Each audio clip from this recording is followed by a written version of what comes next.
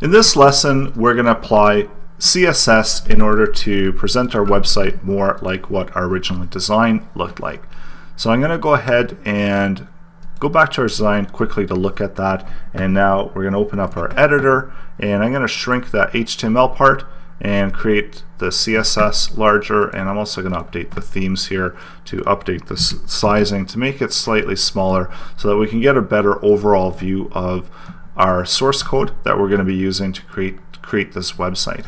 Because we are going to need to refer back to the different element sections that we've been building out for our website. So the first thing that we do, usually with CSS, I like to start with the largest tags first, and the first one that we encounter is the body tag.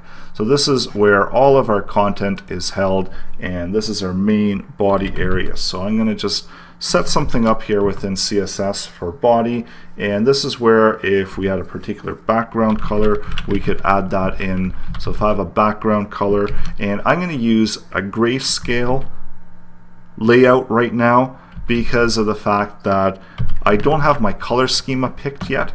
So this is where I'm going to use grayscale, and we see that this all gets presented in grayscale. So now going down to our main container areas, so we can actually update some of the styling for container as well.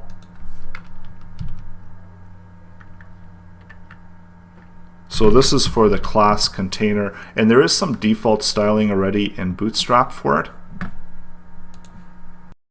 I'm going to just open up Bootstrap really quickly. So this is a Bootstrap CSS file, so it's not the minified version. So this actually is where you can actually see the actual code laid out. The minified version is without white space, so it's a little bit harder to see. So we see that container has different sizes depending on, so it's got these preset sizes in Bootstrap. So it's got our padding there, margin left, margin right, automatic, and that's what's centering it. And then we've got this 15 pixels of padding. So we noticed originally when we added in container within these elements, we saw that we got this indenting of that content, and we saw that it was also centered. And this is all coming from Bootstrap, so it's just over here. And the other thing here about Bootstrap is that we've got the different sizes. So we've got for min width sizes, because Bootstrap is mobile first thinking, so that's why they're using the min widths, but we're probably going to be using the max widths within our website because we're actually designing from the desktop version down. So those are the two different ways to design. You could get relatively the same idea, just with the min width, you're setting out what the container is going to be like depending on the size of the screen. So if it's larger, if it's past the 7/60th, and this is the size. If it's with a min width of 1200, then this is the maximum size the container is going to sit at.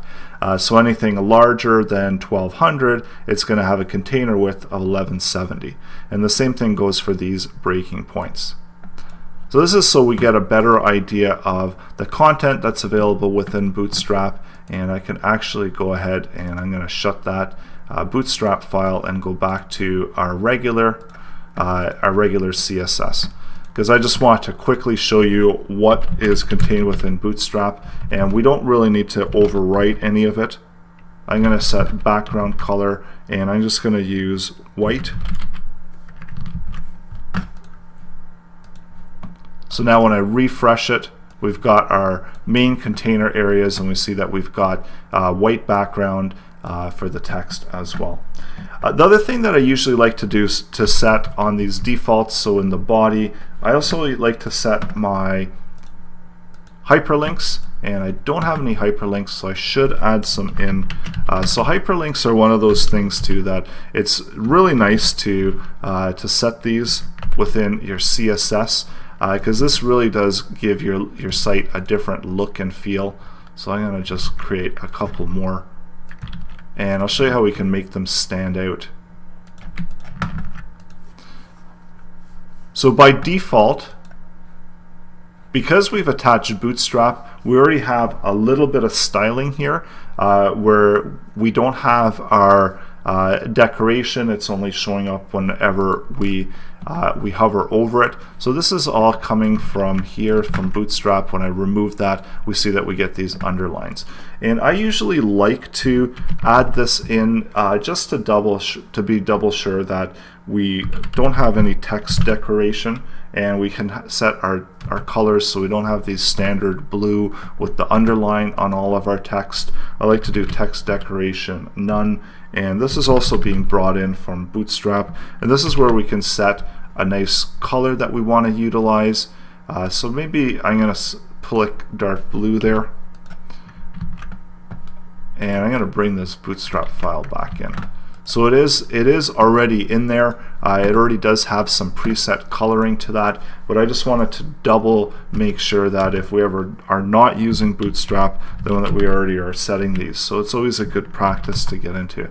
So even though Bootstrap has it, it's always a good idea that we do set it as well. And it also has the hover there.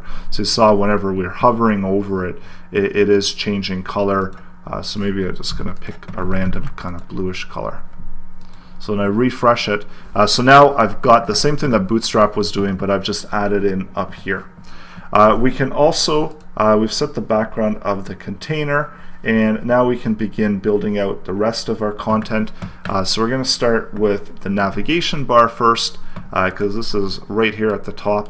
So we're going to start within the head section, and we're going to make all of our updates to the head section, update the logo, and then work on the nav bar. So that's all coming up in the next set of lessons.